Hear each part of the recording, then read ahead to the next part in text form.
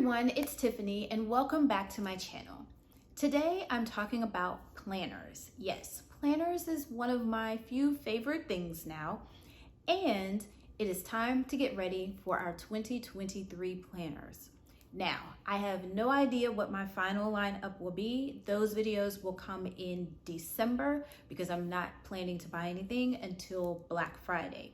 However, I am in the process of pre-planning for my planners, and I wanted to share a few tips that I will be using or am using to help me solidify my final selection. A little thing about my planners: currently right now I am in a 7x9 Erin Condren Life Planner, but this year I am planning on going into either an A5 ring system or a Happy Planner Classic size disc or an 8.5 by 11 disc system. May even be both, but be sure to check out my videos in December for my final selection. But today I just want to give you a few quick tips that can help you with deciding what planners you want to use for 2023 and beyond, not just for 2023.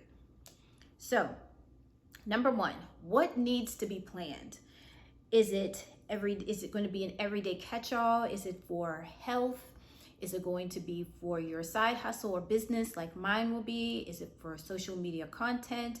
Is it a family planner? What are your planning needs for the upcoming year? This way, it will help you designate a planner and what that planner will be for.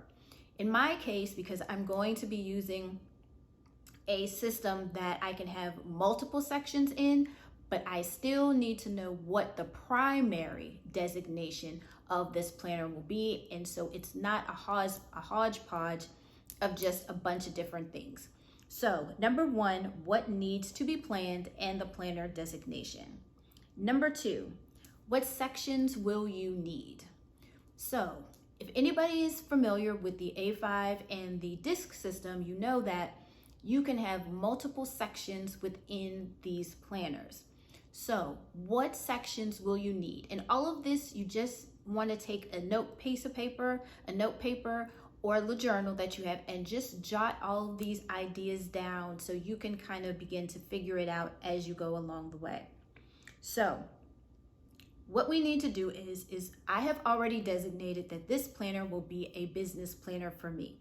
So now within the sections planner, now it's time for me to break it down even further.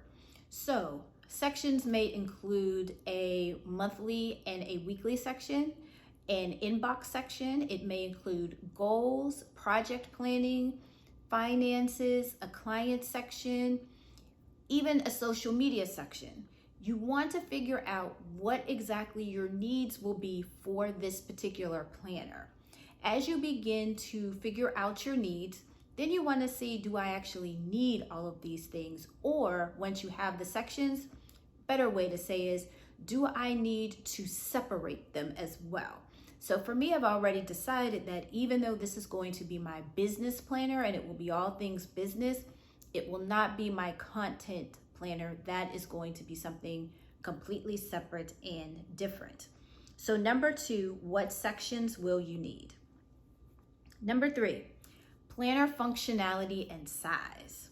So back to the ring and the disc system, because that's what I'm pretty much going to be discussing today. Do I want something with the ring system? I have to pop open the rings on the mechanism and pull out the papers, or I can also make slits in the holes so I can use it sort of like a disc planner. Or do I want to have a disc planner so that way I can easily remove pages and sections and rearrange things?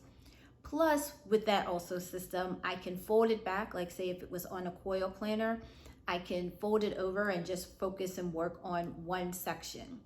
Another thing you want to take into consideration is the size. So you have your A5 size, you have your disc, which comes in either half letter, Happy Planner Classic, or 8.5 by 11.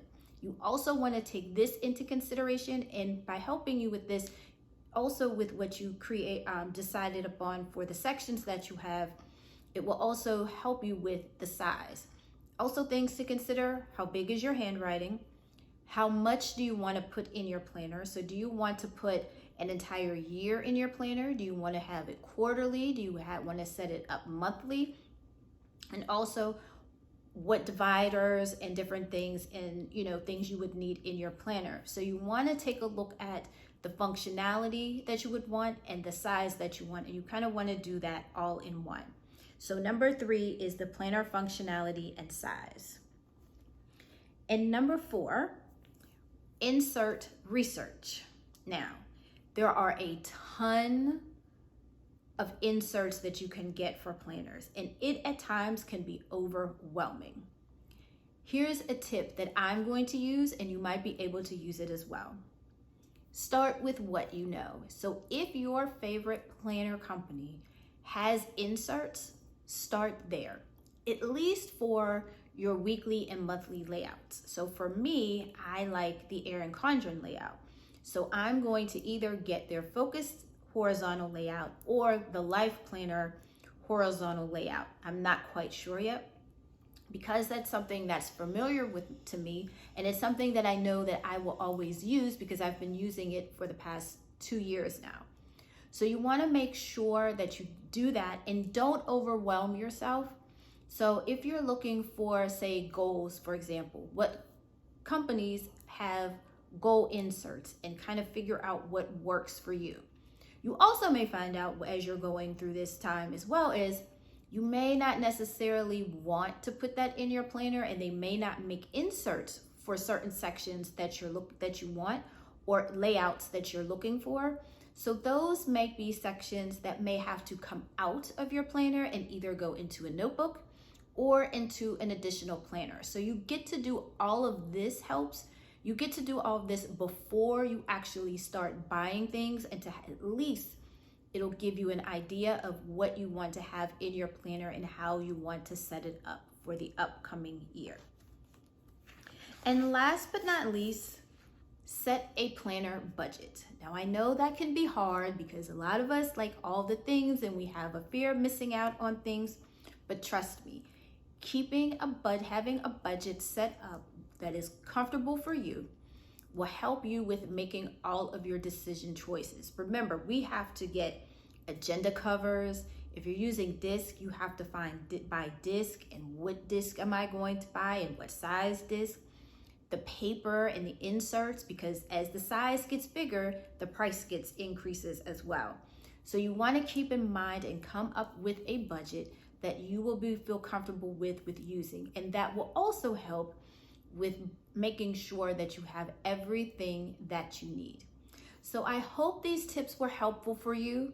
Come back at any time to use this if you've missed anything in as far as the tips go, so that way you'll be able to utilize this year after year when it's time to go ahead and create and just figure out what planner you are going to use.